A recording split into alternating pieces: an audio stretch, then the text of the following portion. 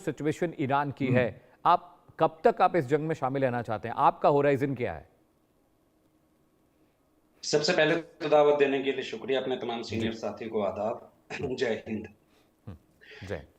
देखिए, सबसे पहली बात मैं ये कहूँ कि ईरान और अमेरिका के बीच में जो ये एमओयू पर हस्ताक्षर हुए थे, अमेरिका शुरू से ही इसका उल्लंघन करता रहा है और कहीं न कहीं ईरान की जनता के बीच ये बात पहले से ही जड़ बना चुकी है कि अमेरिका कभी भी भरोसे के लायक नहीं रहा है और ईरान की तरफ से लगातार ये बातें कहीं भी जाती रही हैं। और बीच-बीच में पूरी दुनिया में ये तस्वीरें भी गर्दिश करती रही हैं कि ईरान में इस एमओयू का एक बड़ा तबका विरोध कर रहा है। उस विरोध का कारण भी यही था कि ये लोग अमेरिका से एक बार नहीं बल्कि बार-बार धोखा खा चुके हैं, बार-बार अमेरिका के ज़ुल्म-ओ-सितम का निशाना बनते रहे हैं। और लेकिन एक बात और जो यहाँ कही जाती रही वो ये भी थी कि हम एक बार फिर अमेरिका के साथ इस उम्मीद में इस एमओयू पर दस्तखत कर रहे हैं कि अमेरिका की हरकतों के कारण जो ये पूरा इलाका और कहीं न कहीं पूरी दुनिया प्रभावित हो रही है, पूरी दुनिया इन बातों से प्रभावित ना हो, लेकिन अमेरिका की तरफ से लगातार उल्लंघन जारी रहा। इस एमओयू में सबसे पहले ये कहा गया था कि ईरान के खिलाफ या किसी भी पक्ष के खिलाफ कोई ज़बान दराज़ी नहीं होगी, धमकी की भाषा इस्तेमाल नहीं की जाएगी, लेकिन पूरी दुनिया देख रही है कि ट्रंप से लेकर और इसराइल की तरफ से लगातार धमकियां मिलती रही हैं। हद ये है कि सुप्रीम लीडर को भी फिर से असैसिनेशन की धमकियां मिलती रही हैं। दूसरी बात ये कि दोनों के दरमियान एक समझ ये बनी थी कि 60 दिन तक हुर्मुज़ से जहाज़ों की बगैर किसी रोक-टोक के आवाजाही रहेगी, लेकिन शर्त ये थी कि तालमेल ईरान के साथ होना है। ईरान जो सुरक्षित मार्ग बताएगा उस रास्ते से गुजरना है, लेकिन अमेरिका ने यहाँ आकर भी एमओयू का उल्लंघन किया और एक अलग से ओमान कॉरिडोर बनाकर ईरान को बाईपास करने की कोशिशें की गई। दूसरी बात ये कि इसी एमओयू में कहा गया था कि ईरान के फ्रोजन एसेट्स रिलीज किए जाएंगे, उसकी संपत्ति रिलीज की जाएगी, लेकिन अमेरिका की तरफ से क्या बयानबाजी हुई से पूरी दुनिया जानती है। यानी कहीं ना कहीं अमेरिका शुरू से ही शांति नहीं चाहता था, शांति का पक्षधर नहीं था, बल्कि उसे टाइम चाहिए था, जमाना चाहिए था, ताकि एक बार फिर नए सिरे से आकर इस इलाके में गुंडागर्दी कर सके, आतंक मचा सके। हकीकत यह है कि कभी भी अमेरिका की तरफ से शांति की गंभीर कोशिशें नहीं की गई।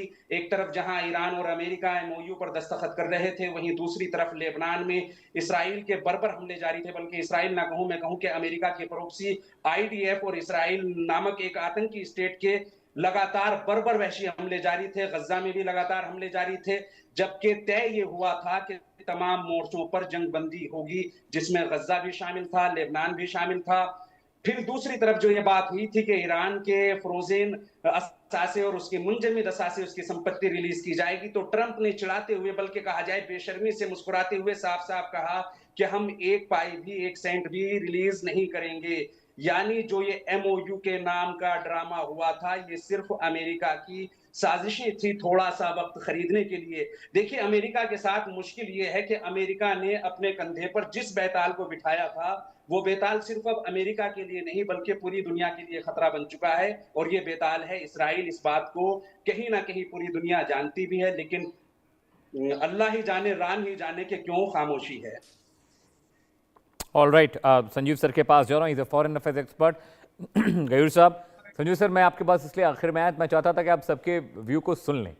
अब मेरा सवाल सर आपसे ये है कि गयूर मेहलवी साहब कह रहे हैं कि वो अग्रीमेंट सब नाटक था, अमेरिका सिर्फ टाइम बाई करना चाहता था, और ये बात सच है कि जितनी बार भी शांति की बात हुई, सीज फायर की बात हुई, हमेशा अमेरिका ने पहले अटैक किया ईरान पर। अब सिचुएशन इतनी खराब हो गई है कि अमेरिका कह रहा है कि हम और मारेंगे, 80-90 जगहों पर वो कह रहे हैं कि हमने हमले किए हैं, केशम द्वीप, बंदर अब्बास और जो दक्षिण ईरान का इलाका है वहां पर हमले हुए हैं। यहां से ये वॉर क्या फर्स्ट फेज वाला जो वॉर था वहां जाता देख रहे हैं, और क्या इजराइल अमेरिका को ज्वाइन करेगा रिटेलिएशन में? संजीव सर। देखिए अमित जी, मैंने अभी जस्ट मौलाई जी की बातें सुनी। माथुर सर को मैं नहीं सुन पाया, लेकिन दिगंबर जी को भी मैंने सुना। और देखिए, मैं स्पष्ट रूप से इस बात को मानता हूं कि यूनाइटेड स्टेट्स ऑफ अमेरिका और ईरान के बीच में एक अभी भी अविश्वास की गहरी खाई है, और एक बहुत ही मेजर ट्रस्ट डेफिसिट, बहुत ही डीप ट्रस्ट डेफिसिट अभी भी बना हुआ है। और ये जो ट्रस्ट डेफिसिट को कम करना और एक नई तरीके का स्टेटस को बनाना, उसमें एक लंबा समय लगेगा। और ये जो यूएस और ईरान के बीच का जो मेमोरेंडम ऑफ अंडरस्टैंडिंग साइन हुआ था, वो कंडीशनल था। और जैसा कि मैं पहले भी लगातार इस बात को कहता रहा हूं ये इस बात पर डिपेंड करेगा कि ईरान की जो इस्लामिक रिजीम है वो कैसा बिहेवियर करके दिखाती है।